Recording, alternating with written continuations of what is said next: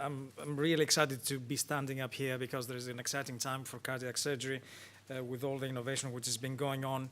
And please do see the minimally invasive AVR as an entity on its own and not as a reaction to TAVI. The focus is going to be on minimally invasive approach, mainly by upper hemistenotomy. And I'm going to be talking about the rapid deployment intuitive valve, which is emerging technology from the TAVI valves, and this is the skirt that you can see below the sewing ring. And on top, it's sitting a very well-known and tested valve, which is the Magnase. And the valve sits beautifully in the annulus. The subvalvular skirt is being attached to the left ventricular outflow tract. So just pay a little bit of attention to that because it has implications in the gradients that the valve has and possibly in the pacemaker insertion rate. I'm just going to go through the key messages of the trials that they have been done so far with rapid deployment valves, and you can see them there on the map. Key messages from the Cadence trial, which is really randomizing full stenotomy AVR versus minimally invasive with Intuiti. So there is a fast and safe deployment and implantation of the valve. The bypass times and the cross-clamp times are shorter. The gradients across the valve are better. The Triton study has included surgeons with zero experience on the rapid deployment valve, so there is a learning curve element there. It's a prospective non-randomized trial in 5 German and 1 Austrian center. The message is again along the same lines, shorter times, better gradients, and what is emerging is that using this technology with the rapid deployment valves, it facilitates minimally invasive aortic valve replacement up to 50%. The outcomes are comparable in terms of morbidity and mortality. Moving on to the United States, Transform trial was published a little while ago. It's a prospective non-randomized multi-center study. It includes surgeons with very little experience, both on the minimally invasive front as well as the rapid deployment valves. Again, the same thing, better gradients, shorter times, safe and effective. It facilitates AVR. Quite like the word facilitator, it means a lot. 65%, almost 66%. Last month, the Foundation Registry, which is a registry this time, closer to a real life, was published 9 European countries, 26 centers. The use of the valve is safe, is efficacious, minimally invasive approach up to 51% for the isolated AVR. So what's happening with adaptation of minimally invasive aortic valve replacement? So we know in Germany it has reached up to 25% for various reasons. It was 10.2% in 2009. The only data that I could find from the UK is from the paper by Atia and all, 7%. That covers the 6 years from 2006 to 2012. So it's very low uptake at that time. We'll probably need to do another rerun. The upstroke really on the curve is in the last 2 years, 2010, 2012. If anybody has any more information about what's happening in the UK, please share it with us during the discussion. We do know that it is on the increase in the United States. And with all this, there is a plethora of approaches that has come. J-incision to the 4th, to the 3rd intercostal space, to the 2nd intercostal space, anterior right thoracotomy, inverted Y to facilitate your learning curve with excellent exposure, maneuvering only by the Middlesbrough group. There's nothing to stop you of doing a J to the 3rd or the 4th intercostal space on the left or on the right, depending on where the aorta and the annulus are sitting on your CT scan. Even the valve itself has evolved. You can see to your left the first generation Intuiti. It was a bit bulkier.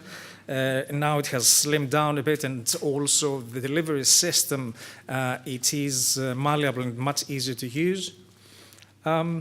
Need to mention the pacemaker rate, which ranges anything from 4% to 14%. So if you take the aortic valve interventions, the pacemaker rate is lowest with the surgical AVR, which is sitting about 3 to 4%, going up to about 20% with TAVI. The rapid deployment valves, they're sitting somewhere in between. Point to be addressed is that you need to look for pre-existing rhythm abnormalities. In the United States, they tend to put pacemaker early on instead of waiting. And is there a question of oversizing and affecting the conducting tissue? I'm just going to be showing this slide because when you're putting sizing is of paramount importance. The first generation valve, the subvalvular skirt was quite bulky, and looking to your right, the surgeon's view, you couldn't kind of gauge it. Is it the sewing ring? Is it the bulky subvalvular apparatus that they need to size it to? And we had some sizing issues in the beginning. That was dealt nicely with a slim waist and also a crimped subvalvular apparatus, and the sizing actually, it's the same as with MIAVR. So what did we learn? I mean, we implanted the first in the UK in 2012. We started with the first generation, obviously, which we tended to oversize. With Intuity Elite, that's all sorted. You size as you will do and what you're used to with MIAVR. We increasingly realized that the fixation of the valve relies on the left ventricular outflow tract and not in the aortic annulus.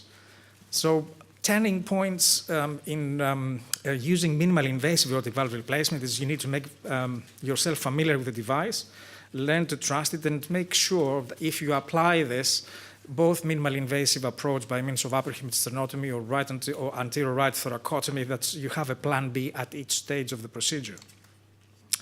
And indeed, the Intuity Elite is a facilitator for smaller incisions, for smaller aortic roots, because it has better gradients with the smaller devices, and we can discuss about that.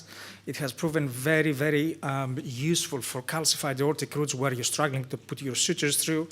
And it's good to have it on the shelf if you are planning your operation for failing homografts or stentless valves. The major advantage is that you have a valve you can trust, and it's easy and speedy implantation, facilitating the minimal invasive approach. Some disadvantages: you cannot crimp it. It may be a bit of a job to pass it through a very rigid and calcified stenotubular junction.